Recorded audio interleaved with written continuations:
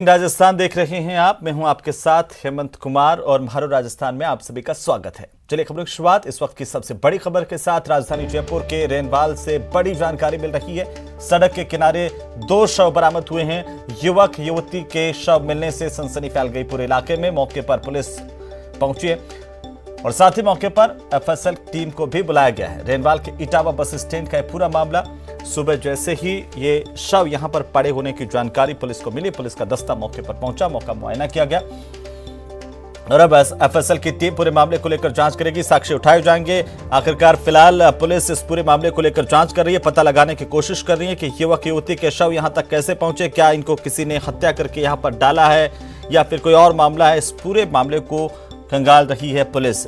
बड़ी जानकारी है राजधानी जयपुर के पास रेनवाल से सबसे बड़ी खबर, जहां पर सड़क के किनारे 2 शव मिले हैं।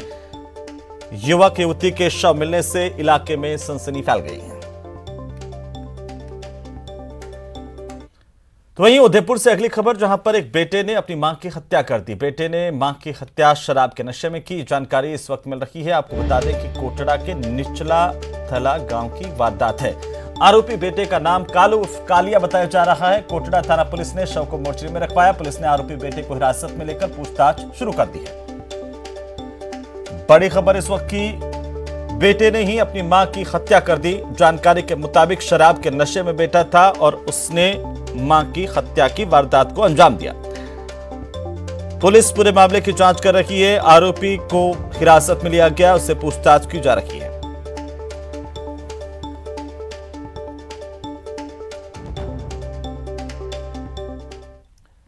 कहते हैं तो चोरी ऊपर से सीना चोरी, यह कहावत आपने खूब सुनी होगी, लेकिन ऐसा ही एक वाकया हुआ है झुंझुनू के पचेरी कला में, जहां पर हरियाणा रोडवेज की एक बस के चालक और परिचालक ने पहले गलती की, फिर उस गलती को मानने के बजाय टोल कर्मियों से ही उलझने लगे। करीब आधे घंटे तक दोनों चालक और परिचालक ने जमकर हंगामा किया और इसी गहमा गहमी के बीच टोल पर लंबा जाम लग गया। सूचना मिलने पर मौके पर पचेरी पुलिस पहुंची और पहुंच करके बस को गलत ट्रैक से हटवाया। यातायात सुचारू करवाया गया। बताया जा रहा है कि इस मामले में दोनों पक्षों में थाने में रिपोर्ट दी गई है। एक तो चोरी और ऊपर से सीना चोरी की तस्वीरें आपकी टीवी स्क्रीन पर। जमकर हंगामा हुआ, उसके बाद जब पुलिस पहुंची तो मामला शांत कराया गया। काफी लोगों को परेशानी का सामना भी करना पड़ा, क्योंकि हरियाणा रोडवेज की बस यहां पर टोल प्लाजा के गलत ट्रैक में आ गई और उसके बाद यहां पर चालक और परिचालक ने जमकर हंगामा किया।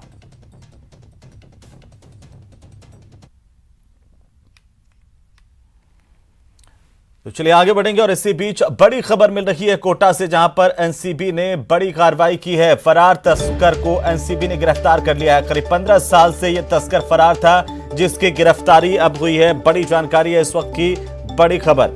कोटा में एनसीबी ने बड़ी कार्रवाई की है। फरार तस्कर को गिरफ्तार किया गया। पिछले 15 साल से यह तस्कर फरार था।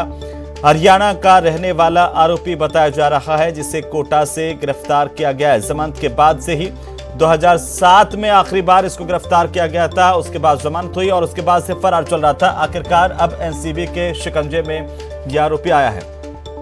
लंबे समय बाद हरियाणा के रहने वाले आरोपी को कोटा एनसीबी ने गिरफ्तार किया है।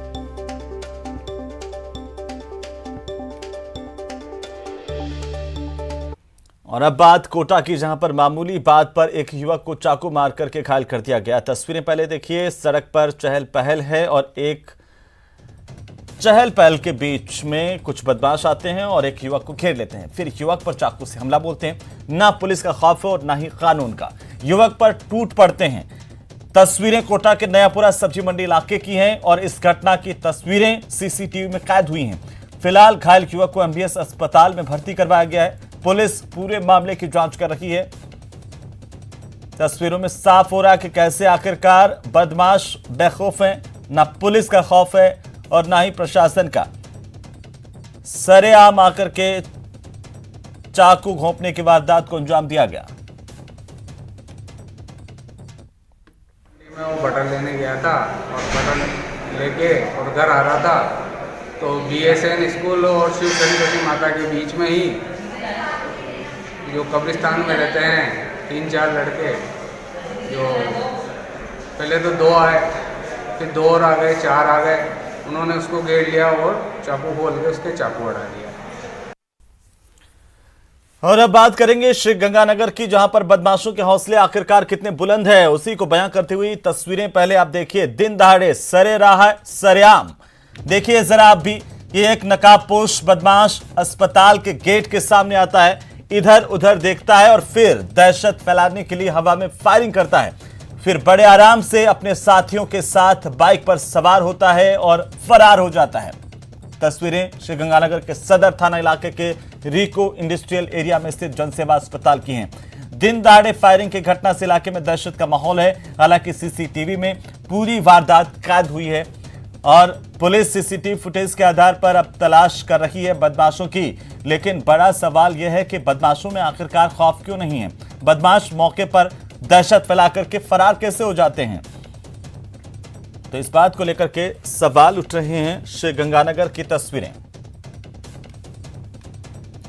और अगली खबर जोधपुर से, जहां पर प्रधान नगर थाना इलाके के 20 सेक्टर में चोरों ने चोरी की वारदात को अंजाम दिया है। चोरों ने घर का दरवाजा तोड़ करके करीब 1 किलो सोना और 15 से 20 किलो चांदी पर हाथ साफ कर दिया। वहीं चोरी की इस वारदात से पूरे इलाके में हड़कंप मच गया है। फिलहाल पुलिस ने मौके पर पहुंचकर घटनास्थल का मुआयना किया, मामले की जांच शुरू कर दी है।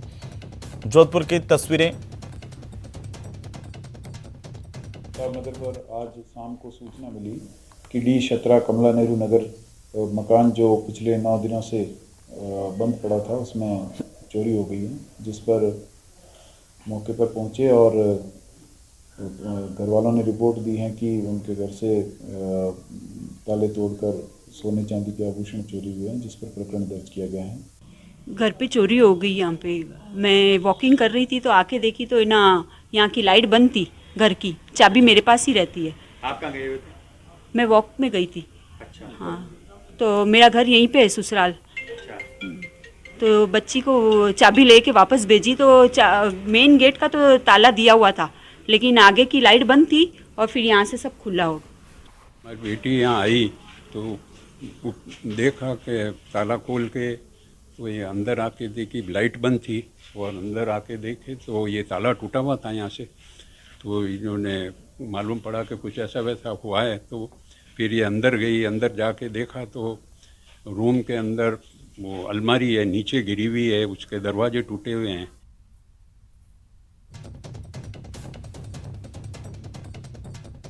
चोरी की इस वारदात के बाद से ही चोरों की तलाश की जा रही है। चोरों के हौसले यहां पर बुलंद नजर आ रहे हैं।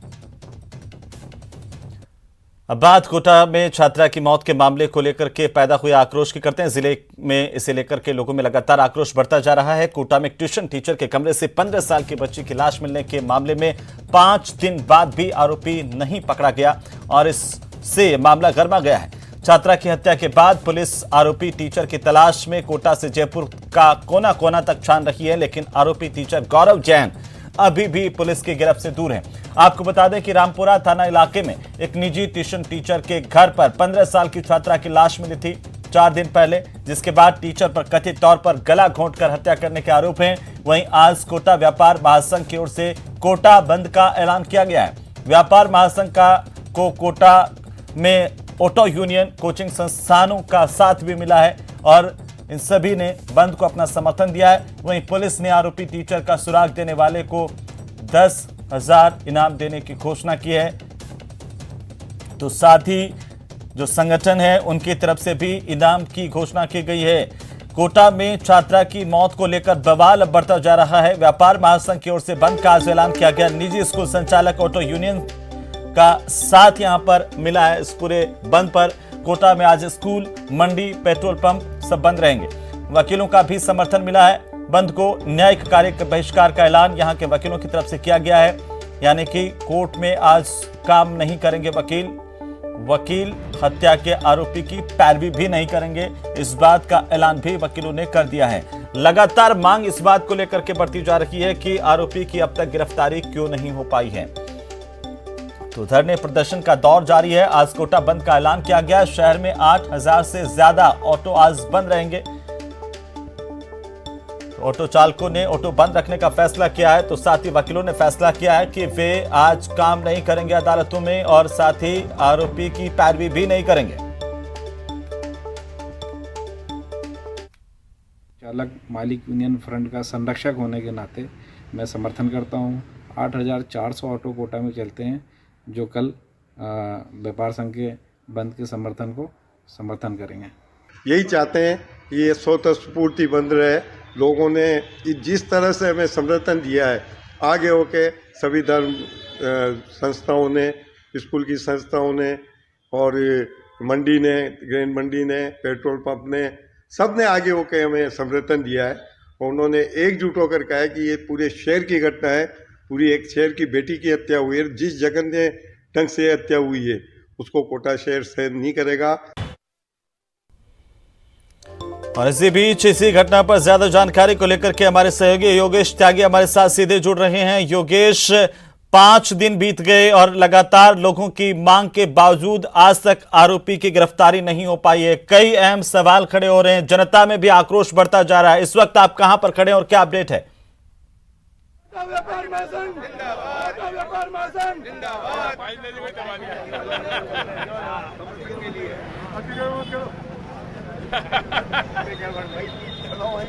नाबालिग स्कूली छात्रा के हत्या का जो मामला है वो कोटा में तूल पकड़दार रहा है। जब से ये हत्याकांड हुआ है तब से पूरा कोटा स्तब्ध है और पूरा कोटा एकजुट हो चुका है। व्यापार महासंघ ने आज कोटा बंद का ऐलान किया है। आज कोटा बंद रखा गया है, पूरी तरीके से कोटा को बंद किया गया है और हत्यारे को फांसी देने की मांग पुरजोर तरीके से उठाई जा रही है। तस्वीरें हम आपको दिखाते हैं कि इस वक्त जो व्यापारी है वो मांग उठा रहे हैं हत्यारे को जो है वो फांसी लगाने के लिए। और ये मामला इसलिए भी बड़ा गंभीर होता जा रहा है क्योंकि ये हत्या सिर्फ एक मासूम की हत्या का मामला नहीं है, ये मामला है वो जो हर एक माँ बाप करता है अब उसके टीचर पर, जहाँ वो अपने बच्चों को भेजता है पढ़ने के लिए, उस टीचर पर जो भरोसा करता है उस विश्वास की हत्या हुई है। जो बच्चे हैं उनके, जो बच्चे अपने टीचर पर भरोसा करते हैं अपने। योगेश, यहाँ पर आप स्थानीय लोगों से बात भी कर सकें तो ये जानिए कि क्यों आक्रोश लगातार है, पुलिस जांच कर रही है इस पूरे मामले की।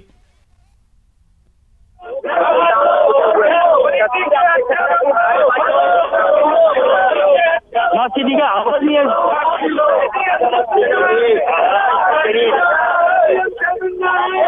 योगेश, आप मुझे सुन पा रहे हैं?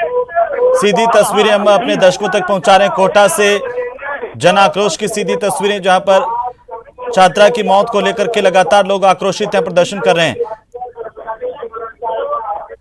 तो ये तस्वीरें हम आपको दिखा रहे हैं कोटा से, सीधी तस्वीरें जहां पर लगातार लोग आक्रोशित हैं छात्रा की मौत के मामले को लेकर के, आरोपी की गिरफ्तारी नहीं होने को लेकर के। आज ऑटो यूनियन ने ऐलान किया कि शहर में ऑटो नहीं चलाएंगे, साथ ही व्यापारियों की ओर से बंद का ऐलान किया गया है। वकीलों की तरफ से यह कहा गया कि वे आज पैरवी नहीं करेंगे, अदालतों में काम नहीं करेंगे और हत्या के आरोपी की पैरवी भी नहीं करेंगे। गौरव जैन हत्या का आरोप जिस पर है वो अभी तक फरार है। 5 दिन बीत गए हैं लेकिन पुलिस उसे पकड़ नहीं पाई है और इसे लेकर के स्थानीय लोग आक्रोशित हैं। हमारे सहयोगी योगेश त्यागी लगातार हमारे साथ जुड़े हुए हैं कोटा से। योगेश, क्या लोगों का कहना है, क्यों आक्रोश लगातार बढ़ता जा रहा है? पुलिस इस पूरे मामले को लेकर जांच कर रही है।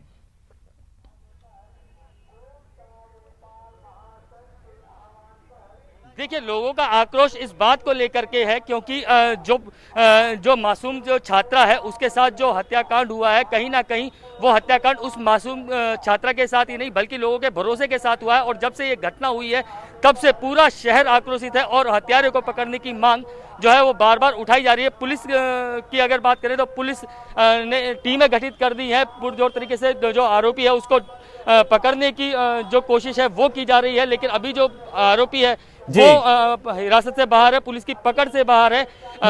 जो व्यापार महासंघ ने है उसने कल तक का अल्टीमेटम दिया था। योगेश, तस्वीरें दिखाइए हमारे दर्शकों को और साथ ही ये भी थोड़ा सा विस्तार से समझाने की कोशिश कीजिए कि आखिरकार अब इस पूरे मामले को लेकर लोग क्या चाहते हैं, पुलिस का अभी तक की कार्रवाई पुलिस की क्या है। और इसे लेकर के चूंकि कई कोचिंग सेंटर भी आगे आए हैं, उन्होंने भी इस बात का ऐलान किया है कि आरोपी की सूचना देने वाले को इनाम देंगे।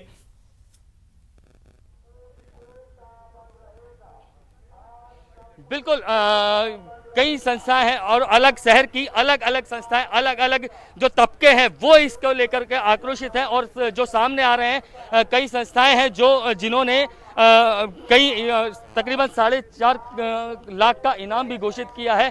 क्या चाहते हैं, कितने आक्रोशित है इस घटना को लेकर? पूरी कोटा की जनता आक्रोशित है। एक मासूम बच्ची की जिस तरह से हत्या की गई है, उस अपराधी को अभी तक नहीं पकड़ा गया है। ये बहुत बड़ी बात है। इतनी बड़ी पुलिस फोर्स होते हुए एक मामूली से अपराधी को नहीं पकड़ पाई है, जिसके लिए सारे व्यापारी, पूरी जनता कोटा की आक्रोशित है। अगर वो जब तक हत्यारा गिरफ्तार नहीं होता है, पूरी जनता चैन से नहीं बैठेगी और हत्यारा को गिरफ्तार होने के बाद उसको फांसी की सजा दिलाई जाएगी। ये मामला सिर्फ एक मासूम की हत्या का ही नहीं है, बल्कि भरोसे का भी हत्या हुई है। इसमें भरोसे की भी हत्या हुई है। कोटा जो कि शैक्षणिक नगरी है, यहाँ अपने पूरे देश में नहीं विदेश तक से बच्चे पढ़ने आते हैं और उन शिक्षकों पर उन पूरे परिजनों का विश्वास बना रहता है। उस विश्वास की हत्या हुई है। इस हत्यारे का जितना विवश घोषणा की जाए उसका बहुत बड़ी बात है कि यह हत्यारा जो है शिक्षक रहा है और यह बहुत जरूरी है कि उसे तुरंत से तुरंत गिरफ्तार करें। अगर वो गिरफ्तार नहीं हुआ तो आज कोटा ने यह स्वयं कल्पना करी है, कोटा बंद हुआ है, बाद में यह आग प्रदेश में और देश तक जाएगी, जिसके लिए प्रशासन चेता रहे। और किस तरीके की मांग आप लोग उठा रहे हैं? उस तरह की मांग जिस तरह भी कोटा बंद किया है, उस तरह आगे और बड़ा आंदोलन करने की चेतावनी देंगे हम प्रशासन को। अभी पुलिस अपनी तरफ से कोशिश कर रही है, उसको पकड़ने की कोशिश कर रही है, लेकिन अभी भी अगर आगे नहीं पकड़ पाती है तो आप लोग किस हद तक पर जाएंगे, किस हद तक पहुंचेंगे आप लोग? हमने लगातार 3 दिन तक पेशेंस रखा है। हमने पुलिस को पूरा टाइम दिया है, इसमें टाइम बार कि भाई 72 घंटे में आप गिरफ्तार करो, लेकिन आज बहुत शर्म की बात है कि कोटा की पुलिस इसमें सक्षम नहीं हो पाई है, अभी तक गिरफ्तार नहीं कर पाई है।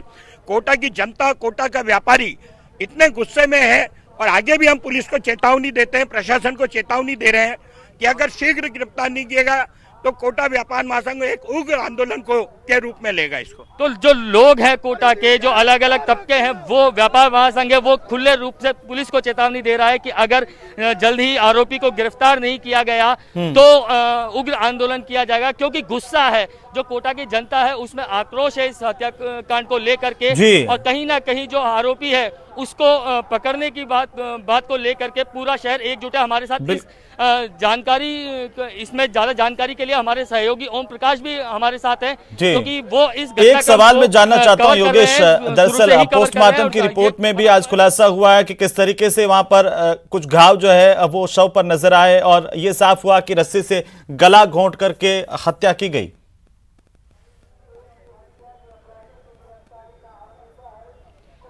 बिल्कुल, ये पोस्टमार्टम की रिपोर्ट में ये बिल्कुल साफ हुआ है कि रस्सी से गला घोंटकर हत्या की गई है। उसकी जो बच्ची थी उसके हाथ पे, पांव पे और नाखून, जो उंगलियां हैं उन पर घाव के निशान थे। ओम, आपने इस पूरे मामले को देखा है, आपने इस पूरे मामले को कवर किया है। आज जो पोस्टमार्टम रिपोर्ट आई है उसमें क्या कुछ चीजें सामने निकल कर आई हैं? पोस्टमार्टम रिपोर्ट में शरीर में करीब आधा दर्जन से अधिक शरीर पे चोटों के निशान बताए गए हैं और फिलहाल पोस्टमार्टम रिपोर्ट में ये साफ तो हो पाया है कि गला घोंटकर उसकी निर्ममता से हत्या की गई है। हालांकि एफएसएल की रिपोर्ट मेडिकल बोर्ड से फिलहाल आनी है, पुलिस उसका इंतजार कर रही है, लेकिन ये कहा जा सकता है कि उसकी निर्ममता से हत्या की गई है। शरीर के आधा दर्जन इलाकों, जो शरीर के जगह है वहाँ चोटों के निशान है और सबसे बड़ी चीज है गले पे 2 निशान है, जो सबसे बड़ी गंभीर निशान कहे जा सकते हैं। तमाम इन बातों को लेकर पूरे शहर में योगेश, चलिए बहुत बहुत शुक्रिया हमारे साथ जुड़ने के लिए। ओम प्रकाश आपका भी, और तमाम जानकारी के लिए लगातार अपडेट हम आपसे लेते रहेंगे। कोटा के लोग आक्रोशित है, आज कोटा बंद का ऐलान है और साथ ही साथ सवाल इस बात को लेकर के बरकरार है कि आखिरकार हत्या का आरोपी गौरव जैन कहां गया और उसकी गिरफ्तारी अभी तक क्यों नहीं हो पाई। रुकेंगे छोटे से ब्रेक के लिए, जल्द लौटते हैं।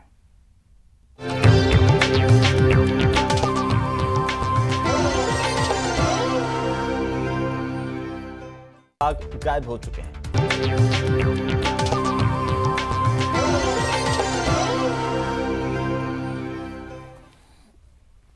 चलिए ब्रेक के बाद एक बार फिर से आपका स्वागत है। रामेश्वर डूडी ने अपना पदभार ग्रहण कर लिया। बड़ी जानकारी है इस वक्त की। Rajasthan state agro industries development board के अध्यक्ष का पदभार रामेश्वर डूडी ने संभाल लिया है। कृषि मंत्री लालचंद कटारिया समेत कई कांग्रेस के नेता मौजूद रहे। न्यूज 18 से खास बातचीत में रामेश्वर डूडी ने किसानों को आखिरकार कैसे उद्यमी बनाए, इसको लेकर के बातचीत की। बताया रामेश्वर डूडी ने किसानों के हित में काम करने को अपनी प्राथमिकताओं में शुमार बताया है। उन्होंने कहा है कि कृषि बजट किसानों की खुशहाली को लेकर के आएगा। लालचंद कटारिया कृषि मंत्री, उन्होंने इस बात की जानकारी दी है। ये तस्वीरें हम आपको दिखा रहे हैं। Rajasthan state agro industries development board के अध्यक्ष ने अपना पदभार संभाल लिया। रामेश्वर डूडी पदभार संभालने के लिए दफ्तर पहुंचे और यहां पर कृषि मंत्री की मौजूदगी में कई कांग्रेस के नेता, पदाधिकारी, कार्यकर्ता मौजूद रहे। नेता और विधानसभा में नेता प्रतिपक्ष रहे रामेश्वर डूडी ने आज Rajasthan agro state development board के अध्यक्ष का पदभार ग्रहण कर लिया। उनसे बात करते हैं। सर, एक अहम जिम्मेदारी आपको दी गई है। पहली बार राजस्थान में कृषि बजट भी आ रहा है पहले, सबसे पहले, और इसी से संबंधित जो है बोर्ड के अध्यक्ष आपको बनाया गया, क्या कहेंगे? मैं सबसे पहले हमारे कांग्रेस के आला कमान सोनिया गांधी जी, राहुल गांधी जी और प्रियंका गांधी जी को, और हमारे प्रदेश के मुख्यमंत्री अशोक गहलोत जी को, हमारे कांग्रेस के सभी अग्रणी नेता को धन्यवाद देना चाहूँगा कि आज बहुत बड़ी जिम्मेदारी मेरे को दी है। State agro industry development board जो नया बना है उसकी जिम्मेदारी दी है, तो मैं धन्यवाद भी देना चाहूँगा हमारे कृषि मंत्री लालचंद जी कटारिया साहब को और राजीव अरोड़ा जी को, महेश जी को। आप जो उद्योग प्रकोष्ठ के जो उसमें अध्यक्ष हैं, उधर ब्रज किशोर जी खादी बोर्ड के हैं, उधर भाई महेश जी को भी जो बहुत बड़ी जिम्मेदारी दी गई है, तो मैं सबको धन्यवाद देना चाहूँगा कि आज इनके सानिध्य के अंदर मैंने यहाँ ज्वाइन किया। मैं विशेष धन्यवाद देना चाहूँगा हमारे लालचंद जी कटारिया साहब को कि वो हमारे एग्रीकल्चर मिनिस्टर है। मैंने उनसे बैठ के वार्ता भी करी है कि आने वाले समय के अंदर हमारे प्रदेश का किसान सशक्त और मजबूत कैसे हो, उस सोच के अनुरूप हम काम करेंगे। आज बहुत बड़ा बोर्ड जो है आपके एग्रो इंडस्ट्री डेवलपमेंट का, कि उसमें हम किसान को जो है ना सीधा जोड़ने का काम करेंगे। किसान को जो है सही तरीके से उसको खाद मिले, सही तरीके से उसको जो है सिंचाई का पानी मिले, फसल का उचित मूल्य उसको मिले, बिजली उसको समुचित बिजली मिले। ऐसी व्यवस्था हम जो है बैठ के एकता और संगठन से हम करेंगे।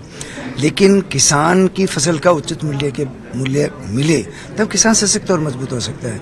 लेकिन हमारा ध्येय और लक्ष्य, हमारा जो आगामी जो विजन है, वो विजन है कि हम किसान को सीधा उद्यमी बनाने का काम करेंगे, तभी हमारे प्रदेश का किसान सशक्त और मजबूत हो सकता है।